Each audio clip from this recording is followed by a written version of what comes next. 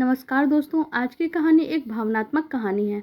औरत के संघर्ष को एक औरत ही बेहतर ढंग से समझ सकती है और आज अम्मा जी ने भी इस बात को अच्छी तरह से समझ लिया था। मम्मी, मैं कॉलेज जा रही हूँ, आज थोड़ा लेट हो जाऊंगी, सेमिनार है।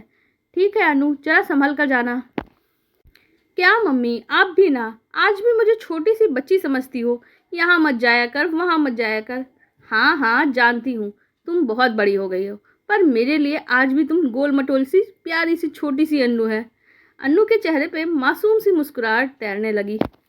अच्छा अच्छा, अब जल्दी कर, ज़्यादा बातें न बना, कॉलेज पहुँचने में देर हो जाएगी। माँ बेटी की मधुर नोकझोंक चल ही रही थी कि अचानक अम्मा जी हाथ में तुलसी की माला लिए प्रकट हो गई। कहाँ चली सवारी इतनी सुबह सुबह? दादी, मेरी एक्स्ट्रा क्लासेस है, बस कॉलेज के लिए निकल रही हूँ। ठीक है, पढ़ाई लिखाई तो होती रहेगी, पर कभी कभी अपनी दादी के पास भी बैठ जाया कर। तेरी दादी का क्या भरोसा, कब प्रकृति के यहाँ से बुलावा आ जाए। अम्मा जी ने दार्शनिकों की तरह कह दिया, पर यह तो रोज का ही किस्सा था। जब तक दादी दो चार ऐसी बातें बोल ना दे, तब तक उन्हें चैन कहाँ मिलता था। अनु ने दादी के गले में हाथ डालकर कहा, मेरी प्यारी दादी, अभी आप इतनी जल्दी मुझे छोड़कर कहीं नहीं जा रही। अभी तो आपको मेरी शादी में तड़कता भड़कता डांस भी तो करना है। चल हट, तू भी ना, जब देखो तब। अनु की बात सुनकर अम्मा लजा गई। तभी अनु ने जया की तरफ रुख किया। मम्मी, मैं सोच रही हूँ कि मैं कंप्यूटर की एक्स्ट्रा क्लासेस ज्वाइन कर लूँ, इधर पढ़ाई का लोड भी थोड़ा कम है। अरे ये सब छोड़, अब चौके में माँ का हाथ बटाना सीख। तुझे दूसरे के घर जाना है, कंप्यूटर से काम नहीं आने वाला। माँ के इस तरह से घर का काम करना सीख ले, नहीं तो ससुराल वाले ताना देते रहेंगे। क्या दादी, आप भी ना, किस जमाने की बातें कर रही हो? दादी ने अनु के सर पे हाथ फेरते हुए कहा, बेटा तू कुछ भी काम कर ले, कुछ भी सीख ले, पर जब चौके का काम नहीं सीखा तो सब बेकार हो जाएगा। ये समझ औरतों के लिए कभी नहीं बदलता। और ना जाने क्या सोचकर अम्मा की आंखें भर आई। जया भी अम्मा को इस तरह से भावुक देखकर आश्चर्य में पड़ गई। आज सुबह सुबह ही बाबूजी से अम्मा ने किसी बात पर नोकझोंक कर ली थी और बाबूजी ने अम्मा से कह दिया, तुम दिन भर करती क्या हो। यह बात शायद उनके दिल को चुभ गई थी। जया अम्मा जी से कुछ कहना चाह रही थी, पर शब्द उसके गले में ही अटक गए। अम्मा ने अपने आप को संभाला और जया की तरफ रुक करके कहा, अब इसको अपने साथ चौके में भी काम वाम सिखा दो, पढ़ाई लिखाई तो होती रहेगी। और अन्नू, ये जो कंप्यूटर का भूत है ना, उसे अपने घर पे जाके पूरा करना।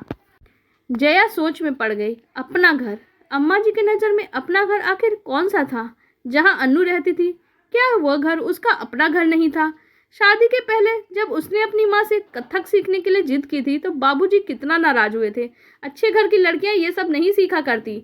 जब तुम अपना घर चले जाना, तब ये सब नाटक करते रहना। मेरे घर ये सब चोचलेबाजी नहीं चलेगी।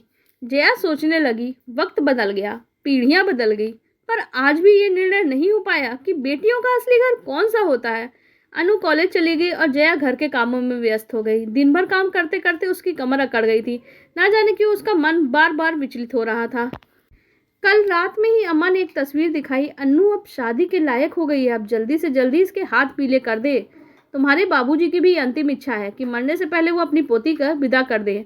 जया अम्मा का मुंह आश्चर्य से देखती रह गई। अभी उसकी उम्र ही क्या है, अभी तो उसका कॉलेज भी पूरा नहीं हुआ, और अभी से शादी। उसने ना जाने कितने सपने देखे हैं, उसके उन मासूम सपनों का क्या? अम्मा जी, अन्नू अभी बहुत छोटी है, अभी से उसकी शादी की बातें। अरे मैंने कैसा क्या कह दिया? लड़की जब कांधे के बराबर आने लगे तो उसके हाथ पीले कर देना चाहिए। राम जाने कोई ऊंच नीच हो जाए तो? तुम क्या किसी ऊंच नीच का इंतजार कर रही हो? जया अम्मा का मुंह देखते रह गई। क्या उन्हें अपनी परवरिश पे जरा सा भी भरोसा नहीं है? बाबूजी की अंतिम इच्छा के लिए अन्नू के बलि देना कहाँ तक सही है? आनंद हमेशा की तरह अपनी माँ के सामने मुंह ही नहीं खोल पाए, और आज भी वही हुआ। जया आखिर कहाँ तक अन्नू की पैरवी करती? आनंद ने तस्वीर पर निगाह डाली। लड़का सुंदर, सजीला और संभ्रांत लग रहा था। अम्मा, लड़का तो देखने में काफ़ी अच्छा लग रहा है। मैं तो यही कह रही हूँ, खाता पीता परिवार है, अपनी अन्नू बहुत खुश रहेगी। अपनी मैडम जी को समझा लो, इन्हीं को ना जाने क्या दिक्कत है। अम्मा की तीर से चुभती बातों ने जया को बेचैन कर दिया। आनंद चुपचाप अम्मा की बातें सुनते रहे। जया को इससे ज़्यादा आनंद से कोई उम्मीद थी भी नहीं। अन्नू को यह तस्वीर दिखा देना, कल ये ना हो कि तुम्हारी लाडली यह कह दे कि बिन पूछे शादी कर दी। जया कसमसा कर रह गई। तभी किसी की आवाज़ ने उसकी आंखें खोल दी। सामने अम्मा जी खड़ी थी। वो हड़बड़ा के पलंग पर बैठ गई। क्या हुआ अम्मा जी, किसी चीज़ की ज़रूरत थी क्या? मुझे आवाज़ दे दिया होता, मैं आ जाती। ठीक है, सारे घर की चिंता तो तुझे ही करनी है, फिर मुझे मिलने आना ही पड़ता। अपनी बिटिया को फ़ोटो दिखाई कि नहीं, वैसे भी दराज में पड़ी हुई है। जया के पास उनकी बात का जवाब नहीं था। समझ गई, अभी तक तुमने कोई बात नहीं की होगी अपनी लाडो से, एक काम भी ठीक से नहीं करती। लाओ ये तस्वीर मुझे दे दो, मैं ही बात कर लूँगी। नहीं नहीं अम्मा जी, ऐसी कोई बात नहीं है, काम की जल्दबाजी में मैं भूल गई थी। भूल गई थी? अम्मा ने तिरछी निगाह से जया को देखा, जैसे उसकी कोई चोरी पकड़ी हुई हो। सच में जब जया ही इस रिश्ते के लिए तैयार नहीं थी तब वह अनु से क्या कहती। ऐसा नहीं था कि उसे लड़का नहीं पसंद था, पर इतनी जल्दी अनु की शादी नहीं करना चाहती थी। अनु के भी कुछ सपने थे, कुछ अरमान थे। वो नहीं चाहती थी घर वालों की इच्छाओं के आगे उसके सपने दम तोड़ दें। आज मैं ज़रूर पूछ लूँगी। तुम तो रहने ही दो, तुमसे तो कोई काम ठीक से होता ही नहीं। फ़ोटो मुझे दे दो, मैं ही पूछ लूँगी। नहीं नहीं अम्मा जी, ऐसी कोई बात नहीं है, मैं शाम तक पूछ लूँगी, मैं उससे ज़रूर पूछ लूँगी। ठीक है, आज ज़रूर पूछ लेना, और अगर तुमसे नहीं हो पाए तो मुझे बता देना, मैं ये काम कर लूँगी। जया चुपचाप अम्मा की बातों को सुनती रही। अम्मा कमरे से बाहर चली गई, तभी दरवाजे पे दस्तक हुई। शाम हो गई थी। लगता है अनु कॉलेज से वापस आ गई। जया ने साड़ी के पल्लू को ठीक किया और दरवाजे की तरफ बढ़ी। अनु के चेहरे पे खुशी की लहर दौड़ रही थी। मम्मी मम्मी, मैं आज बहुत खुश हूँ। पूरा हॉल ताड़ियों की गड़गड़ाहट से गूंज रहा था। हर व्यक्ति की आंखों में मेरे लिए प्रशंसा का स्वर था। जानती हूँ मम्मी, आर.के. सर ने कहा तुम बहुत अच्छा बोलती हो और इसी तरीके से पढ़ाई पे ध्यान दो, एक ना एक दिन तुम बहुत बड़ा कुछ ना कुछ करोगी। मम्मी तुम जानती नहीं आज मैं कितनी खुश हूँ। जया उसके मासूम चेहरे पर खुशी देखकर मन ही मन भावुक हो रही थी।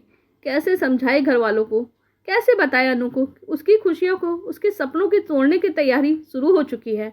अनु ना जाने कितनी देर तक बोलती रही। जया समझ ही नहीं पा रही थी वो अपनी बात कहाँ से शुरू करे, कैसे अपनी मासूम सी बच्ची के अरमानों का गला घोट दे। क्या हुआ माँ, कुछ कहना चाहती हो? नहीं बेटा, ऐसी तो कोई बात नहीं है।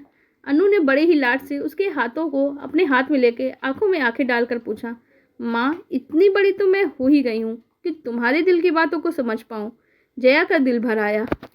अनु, तुम्हारी दादी तुम्हारे लिए एक रिश्ता लेकर आई है, बहुत ही अच्छा रिश्ता है, एक बार फ़ोटो देख लो। जया ने धीरे से तस्वीर अनु की तरफ सरका दी। अनु का हाथ काँप गया। उसके हाथ के कंगन को जया ने भी महसूस किया। माँ, इतनी जल्दी भी क्या है, अभी तो मेरी ज़िंदगी में बहुत कुछ करना है और आप सब अभी से शुरू हो गए। अनु, एक बार तस्वीर तो देख लो, हो सकता है ये लड़का तुम्हें भी पसंद आ जाए। अनु गुस्से से बिफर उठी। बात पसंद या नापसंद की नहीं है, बात मेरी ज़िंदगी की है।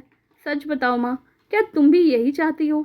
जया के पास अनु की किसी बात का कोई जवाब नहीं था। अनु ने बड़ी ही संजीदा स्वर में कहा, माँ, क्या तुम भी यही चाहती हो कि ये जो सारी दुनिया चाहती है? मैं तुम्हारी बात नहीं टालूंगी। जया अनु को देखती रह गई। उस छोटे से वाक्य ने ना जाने कितना कुछ कह दिया। जया चुपचाप तस्वीर को उठाकर अपने कमरे में चली आई, पर बात वहीं ख़त्म नहीं हुई थी। बात तो अब शुरू हुई थी। दादी ने दूसरे दिन जया को रोककर पूछ लिया, जया, अनु से कोई बात हुई या नहीं? उसे तस्वीर दिखाई? जी, वो अगर तुमसे नहीं हो पा रहा तो मुझे बताओ, मैं अनु से पूछती हूँ। अनु अनु अनु कॉलेज जाने के लिए तैयार हो रही थी। अम्मा की आवाज़ सुनकर राहुल, बाबूजी और अनु कमरे से बाहर आ गए। क्या हुआ दादी, आप इतनी ज़ोर ज़ोर से क्यों चिल्ला रही हो? अनु, मुझे लाग लपेट करके बात करनी नहीं आती। तुम्हारी शादी के लिए एक बहुत अच्छा रिश्ता आया है। तुम्हारी माँ ने शायद तस्वीर दिखा दी होगी। हम सबको भी रिश्ता बहुत पसंद है। तुम भी ये तस्वीर देख लो और लड़के वालों को जवाब देना है। दादी, ऐसी क्या जल्दी है, अभी मेरी उम्र ही क्या है, और अभी से मेरी पढ़ाई वो भी तो पूरी नहीं हुई है। आप सब मुझे विदा करने के लिए तैयार बैठे हुए हैं।